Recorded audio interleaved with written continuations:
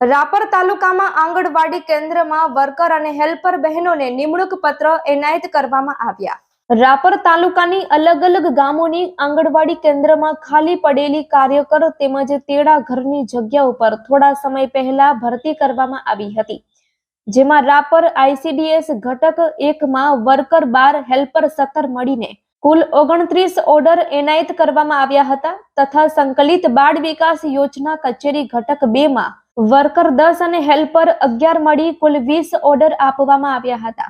આંગણવાડી કેન્દ્રોમાં વર્કર તથા હેલ્પર બહેનોને તાલુકા સંકલિત બાળ વિકાસ યોજના અધિકારીના હસ્તે નિમણૂક પત્ર આપવામાં આવ્યા હતા.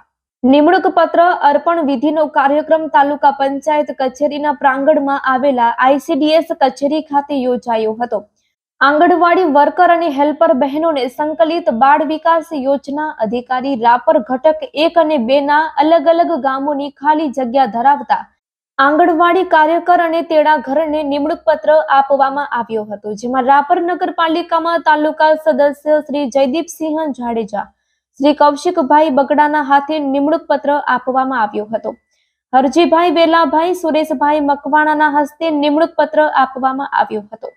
આ કામગીરીમાં રાપર ઘટક 1 ના ECDPO મોનિકાબેન મકવાણા અને રાપર ઘટક 2 ના ECDPO સદક્ષાબેન રથવી, જસવંતભાઈ, જીતેન્દ્રભાઈ તેમજ મગનભાઈ ચૌહાણ, લાલજીભાઈ ઠાકોર, નગાભાઈ, દિનેશભાઈ, પુરીબા વાઘેલા, ભાવનાબેન પ્રજાપતિ, કૈલાસબેન પાંડર, હંસાબેન ઠક્કર તેમજ જિજ્ઞાબેન ગોસ્વામી ઓફિસ સ્ટાફ ઉપસ્થિત રહ્યો હતો.